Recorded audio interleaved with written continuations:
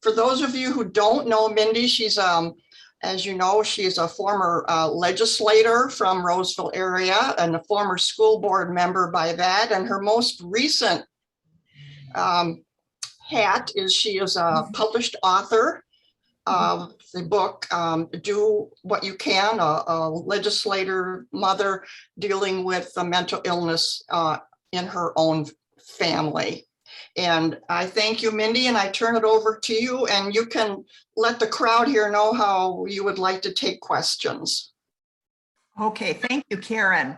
And thank you. Wow, what a great crowd we have here. And it's a testament, I think, to the good work of this committee that we're all interested in the results of the study and our interest in general in county government. For this study, I have to say, Karen gives me great credit, but I didn't come on until last May. And the study was actually approved a year and a half almost before that. So I give great credit to those who got the study designed and started going. And then my job was to help us make sure we stuck to our timelines and did what we said we were going to do and got this report.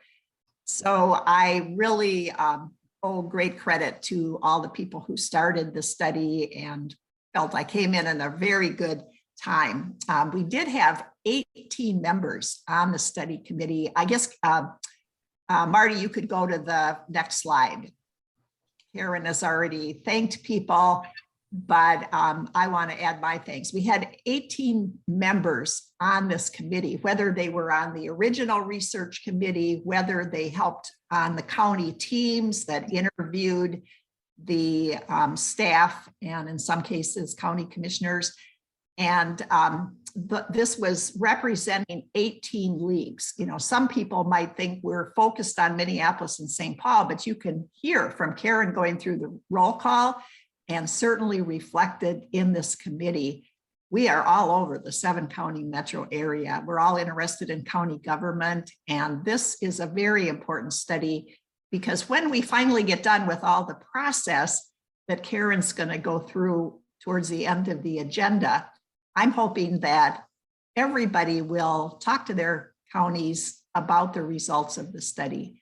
That's what leaguers do. We study and we act. And Commissioner Mary Jo McGuire is here from Ramsey County. So she's got her hat on as a league member, but eventually we'll be talking to her with her county commissioner hat. So, so here we go. Next slide. So the purpose of this study was not to do what was done in 1975. We actually have some people here who remember that study and worked on it, but we didn't want to replicate that study. That's when the Metropolitan Council was brand new, and they took on the entire function of the county government and the structure. And Karen Schaefer, our president, likes to tell the story that they actually used it to initiate new members of the Met Council. So that was a comprehensive study. But this study is a narrower study. We wanted to update that study. And as we went along, we decided to focus on transparency, accountability, and communication, including with other levels of government. He also made the point that responsibility of the residents as well. We can't just expect the counties to do everything. We have to communicate as well, get involved and pay attention and educate ourselves. So later, Karen's going to go through the proposed consensus questions that we'll consider to possibly take to our local leagues for consensus. But what the current position already is. And we support county measures to ensure accountability and visibility of county government. We ask that they communicate with residents and the cities in their jurisdiction and the Metropolitan Council. Some people were mentioning fiscal disparities and before the meeting started and the controversies over those. To the results of this study on the Met Council, you will see that some of those dynamics are still in play. And then we support public access to the board and their advisory committees. And also ample publication of local location, time, date, agenda, and background information.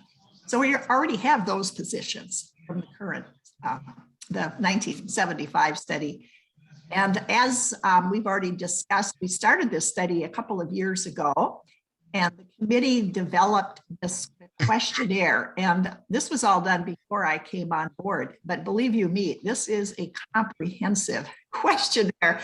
And these people on this study committee really had to work hard to go through those county websites. And those are things that didn't exist in 1975, but they combed and pored over those websites, became experts if they weren't already. And of course, being league members, a lot of people already knew how to navigate these, but they tried to put on their eyes of a new resident who hadn't looked at the website. What could they find on there?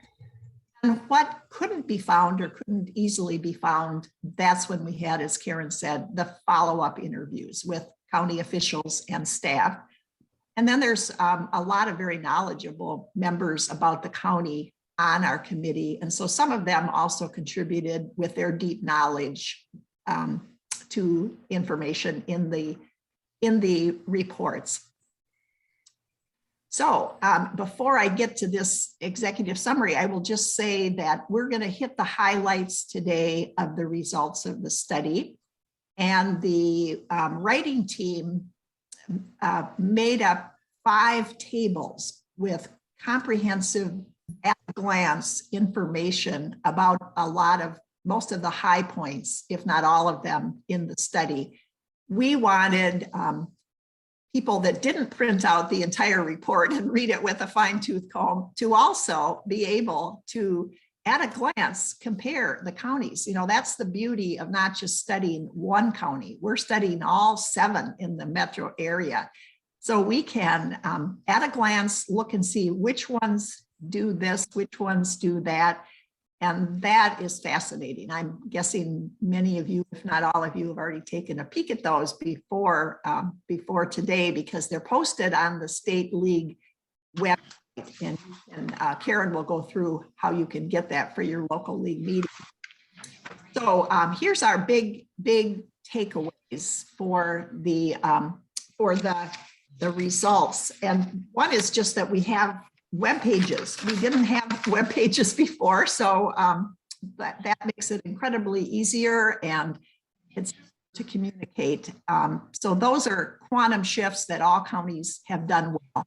All the counties post their agendas, post their meetings that when they're going to be, and they post their minutes. So anyone can go and figure out what they're going to meet, what they're going to meet about, and what they did if you missed the meeting. Counties allow the public via their websites to receive notices. And so they don't have to check the website all the time. They can be notified if they're interested in a certain type of meeting or just all the agendas. Advisory committees that were plentiful in 1975 still are, and now they're quite transparent and accessible. If you want to be involved in one, I'm on one in Ramsey County that Mary Jo McGuire helped me to get appointed to, the Adult Mental Health Advisory Council. Those are open to the public, and you can get notices of anyone that you're interested in. So hooray for what's happened in the last 6 years since our last study. All these things are light years ahead. You don't have to go to the meeting, find out when it is, look at one notebook in the back of the room for the minutes or anything of the sort. So we are just so thrilled with those huge advances. Next slide. Okay, so now we're on to the differences. And this is the part that I think is most fascinating. And it will be what we can use when we discuss our results eventually with our counties, is the differences, and if the league decides that those are things we want positions on. So, only Carver County makes salary information readily available on its website. This was something that the committee felt was of use because there's a lot of differences in the size of the counties, what they do, if they're full-time or part-time. So we were interested in their compensation and ability. If they're well compensated, then even more we want to communicate. And then only Anoka has not adopted a formal code of ethics. Then these differences all center around the board meetings and whether or not the public can make comment at board meetings or workshops. So we found that only Anoka does not allow public comments at either board meetings or commissioner meetings. But Ramsey actually doesn't allow most comments at those meetings either. And then we give a shout out to Dakota because they allow public comments at both types of meetings. Then the county boards have a mixed approach for their workshops and work sessions. We found that they don't all call them the very same thing. So this is something this is a table you'll definitely want to check out. Some of them, more than half of them, post their notices of their meetings, their minutes, but not all counties. There's not the same 4 counties. Some do this, some do that. So you'll have to check it out to see what your county does. But of note was only Anoka does not involve the public in any of the following things: the budget, policy, roads, bridges, transit, parks and recreation, and does not make the planning documents available. So that was a stark difference between Anoka and the other counties. And this is actually my last slide. And this is about the Metropolitan Council. I mentioned that earlier people were talking about fiscal disparities, and that was a hot topic with the county study. It has been all along, actually, as CMAL members well know. But here in this study, we wanted to know about communication between the Met Council .